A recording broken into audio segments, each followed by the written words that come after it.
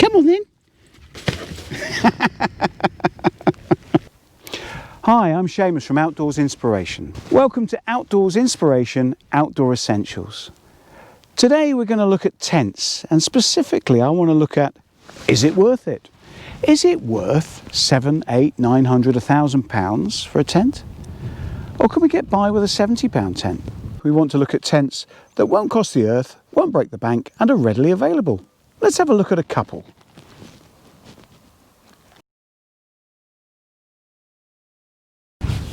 So there's an absolute chasm of difference between the price of the lowest end tents and the price of the upper end spec tents. But is that necessarily reflected in the quality of the tents?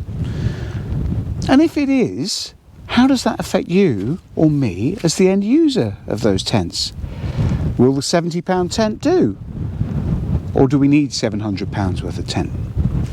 So we've got Hilleberg, who make the Rolls-Royce of tents.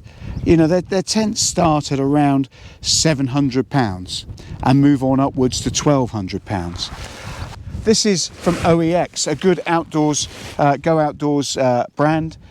This is the Rakoon 2.1. I got this for just a shade over £70. I think something like £72. It markets at £89, but I managed to wangle a little bit of discount while I was in the shop.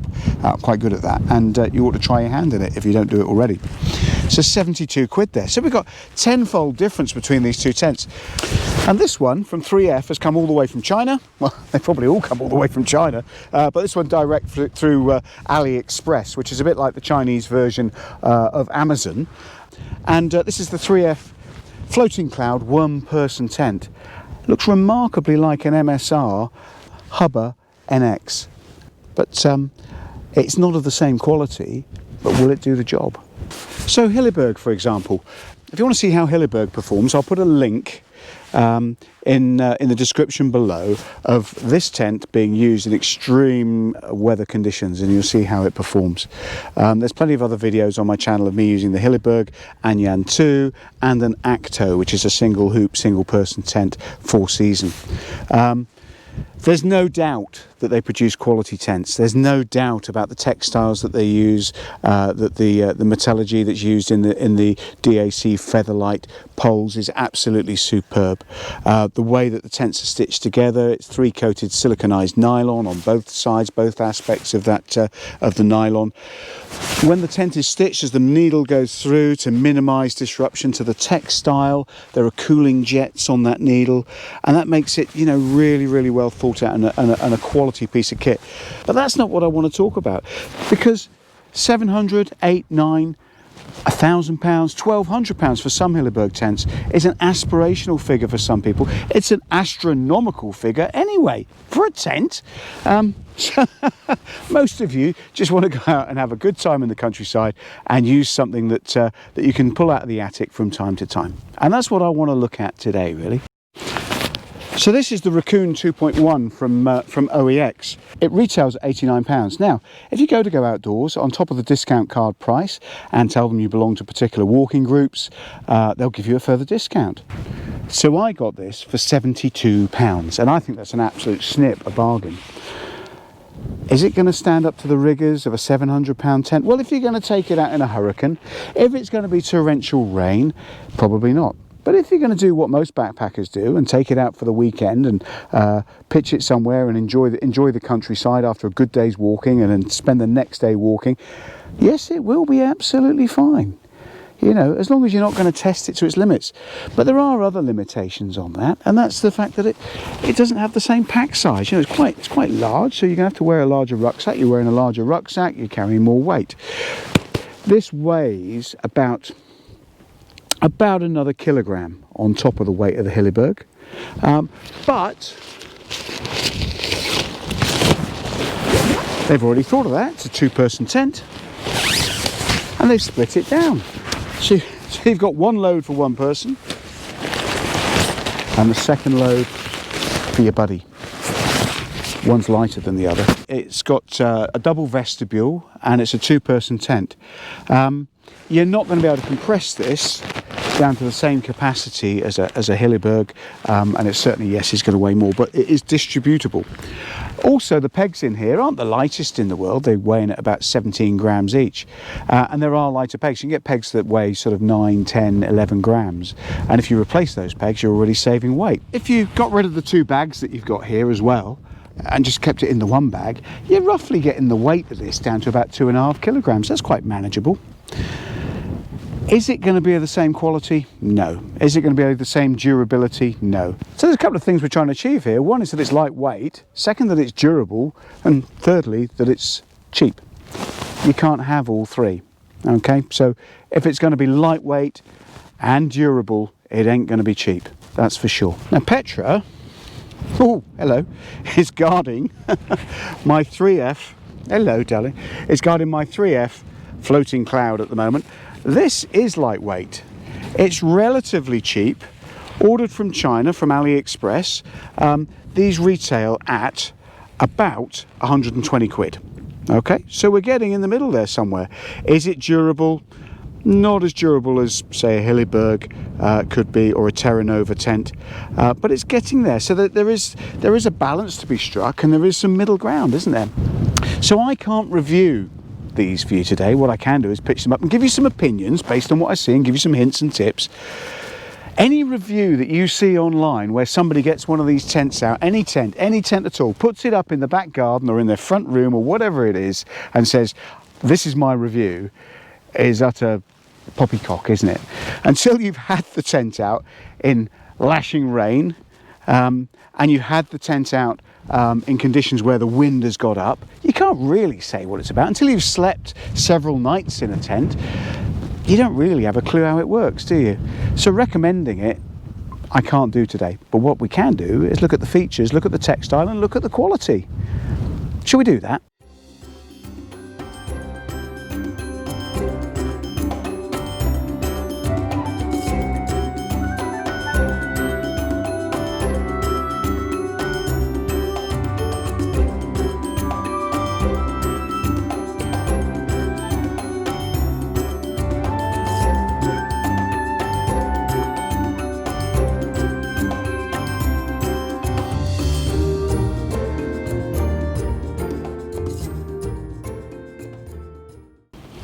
Well, there we go. It's up. Didn't take long when you do it on time warp. Anyway, pretty strong and stable looking structure to me. I know that this is quite a roomy tent. It's got good ventilation and a really good aspect because it's got a couple of vestibules, so you can make your mind up whether you want to look at the sunset or the sunrise. But we'll come back and look at the textiles and the design of this in just a second. Let's go and get the 3F tent up and see how long that takes.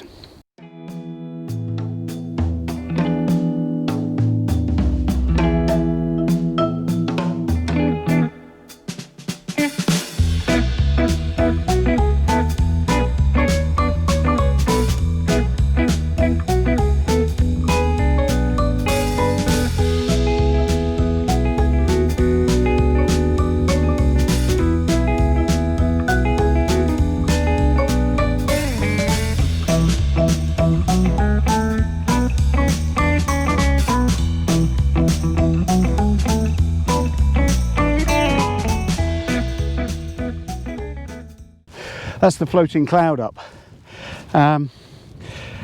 It has an uncanny resemblance to the MSR Hubba NX, just saying.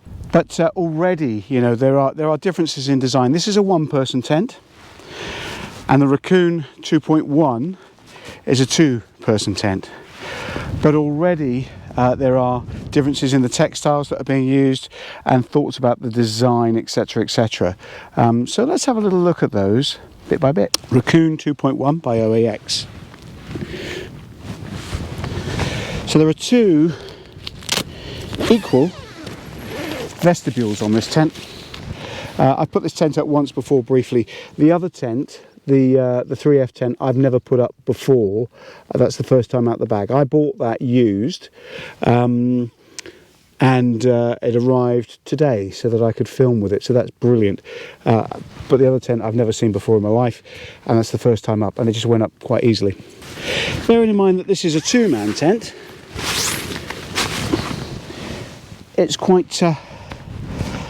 is quite a luxury. We've got a vestibule on this side.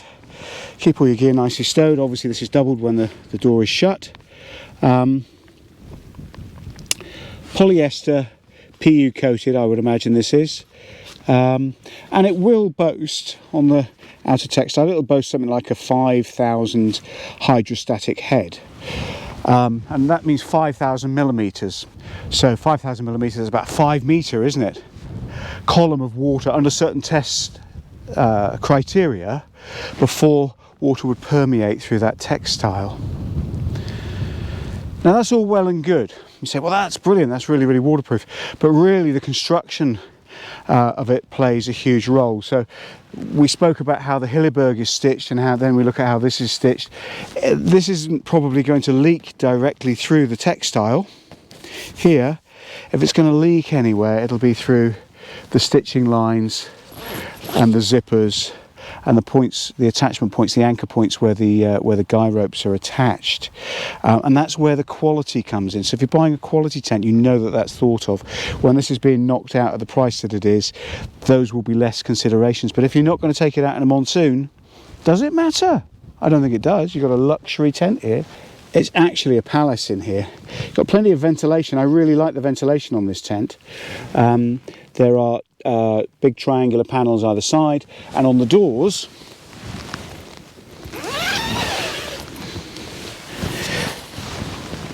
there's mesh here to stop bugs coming in, so you can ventilate here as well. And of course having two vestibules means that you could ventilate one door on the what I'll call the leeward side.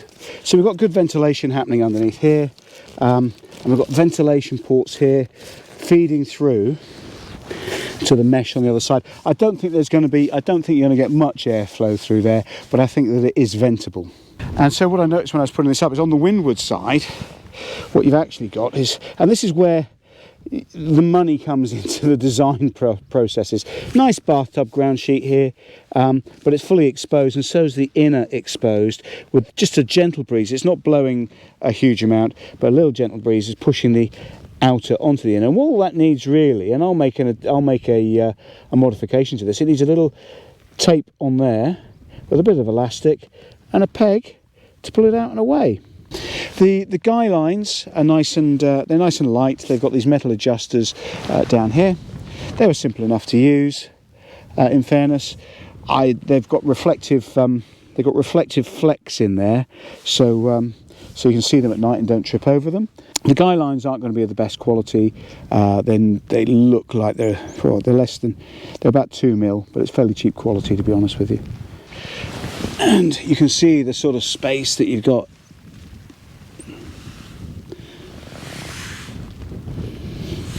Quite enormous. Let's open up the other side.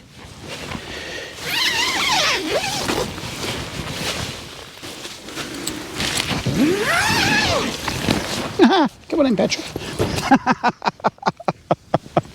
So that's my ultimate test, is will I survive the night with Petra, a German Shepherd, in here? So in terms of pitching, this was really simple. It's very simple to put up. The textiles, no, they're not the best quality in the world, but they're going to do a job. They're pretty durable. Is it lightweight? Light enough, particularly if 2 of you are carrying it. You've got to know the limitations of the tent, though. The way that it's stitched, the way that it's put together, the component parts are not going to be the best in the world. If you're going to try and put this into a position where it's putting up with 50 or 60 mile an hour winds, you might be in for a very uncomfortable night.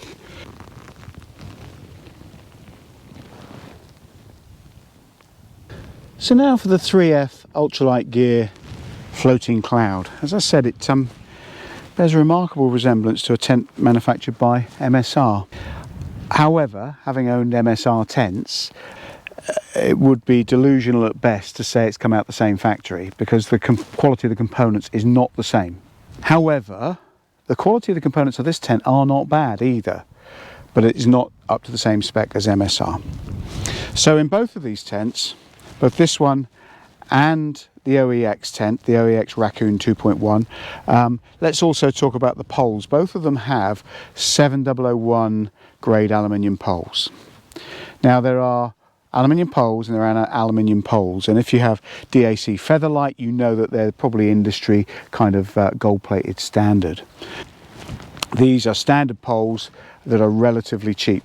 But this structure I absolutely love. So let's look at the outer side of this tent. It's a 15 denier nylon ripstop fabric, and you see the ripstop textile within that. 1 denier, just to put that in perspective, is the standard for the thread that's used to make the textile. 1 denier is equivalent to 1 single strand of silk. So this is a 15 denier, and that makes it a very lightweight textile.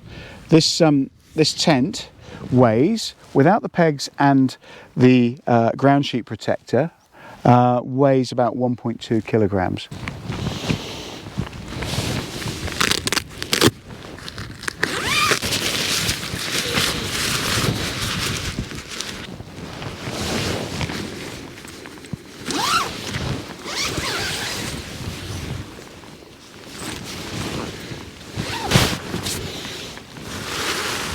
Not as roomy as the other tent, but you don't expect it to be. This is a one-person shelter.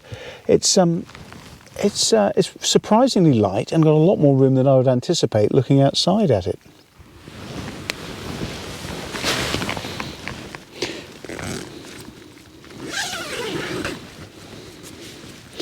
So there's an additional vestibule accessible from the inside to put your wet boots and a small rucksack, maybe even a medium-sized rucksack in here. I don't think I've fit a dog in here though.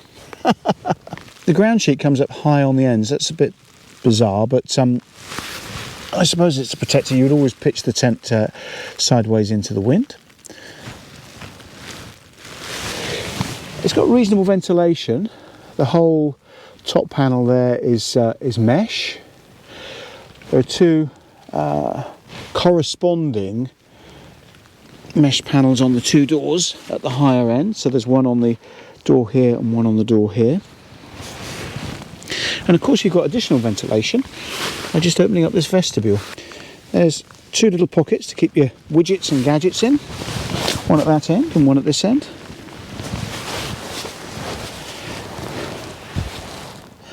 And all in all, it's not bad. You get a full-size mat in here.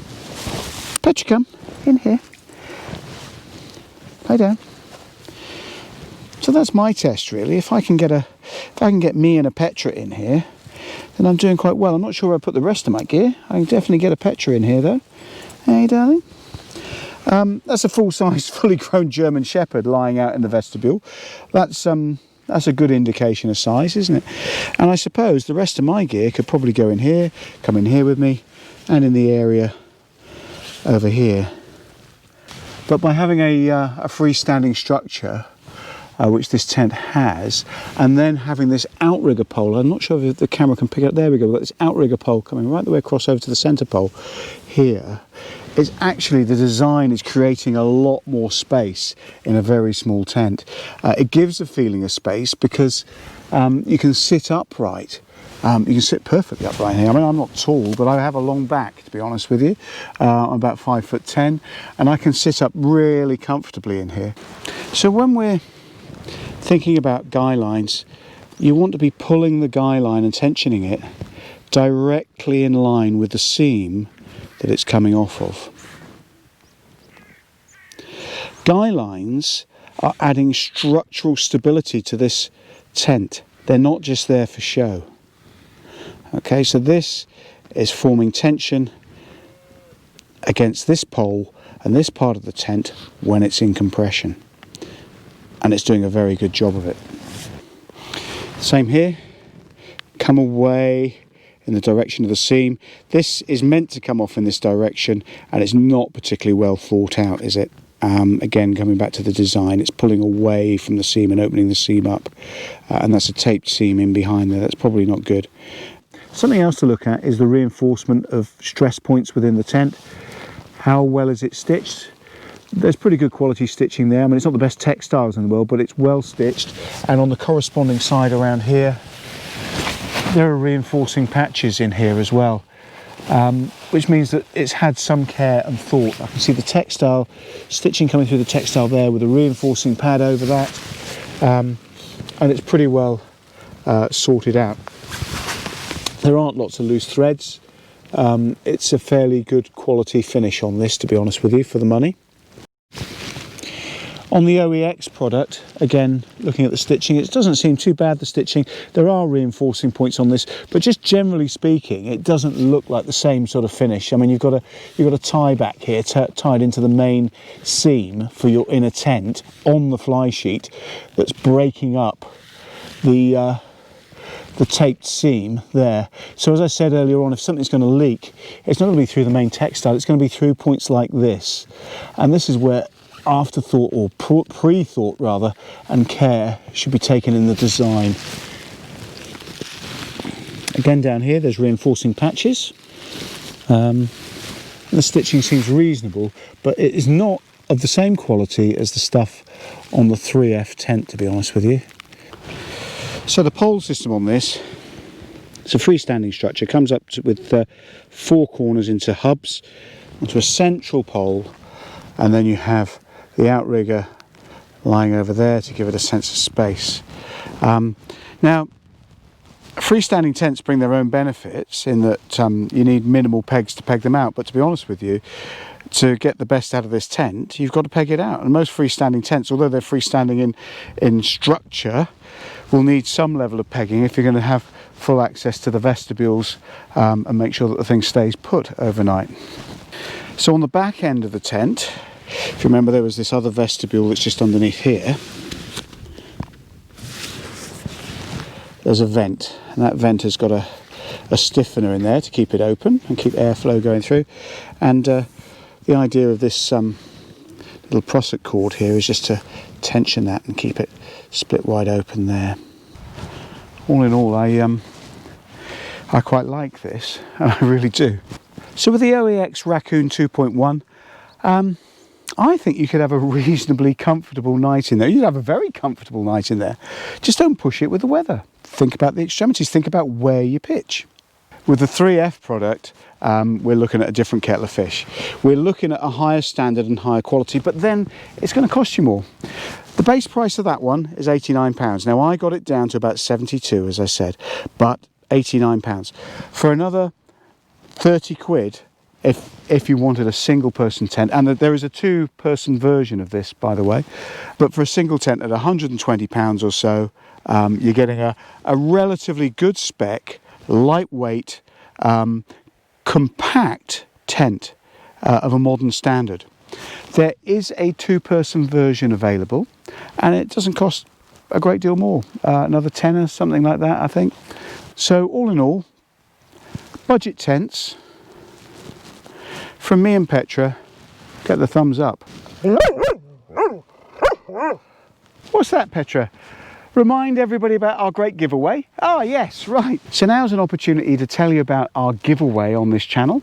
I'm having a draw at the end of the month, end of September. I'll be drawing out one lucky winner of an MSR Pocket Rocket 2 stove. Very simple to enter.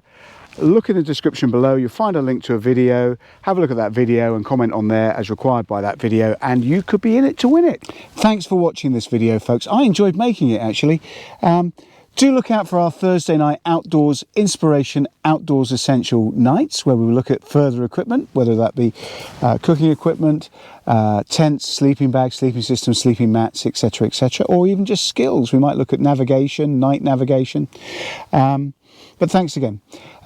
Do like the channel if you like the channel, and please comment below. And I'd really appreciate subscriptions. I'm not monetized in any way, I'm not sponsored in any way, so to show me I'm on the right tracks, perhaps you'd subscribe to the channel. I'd be truly grateful. Anyway, thanks for watching. It's been a pleasure. Take care, be safe. Petra, come on in. Good girl. Petra, sit. Clever girl. Come on in.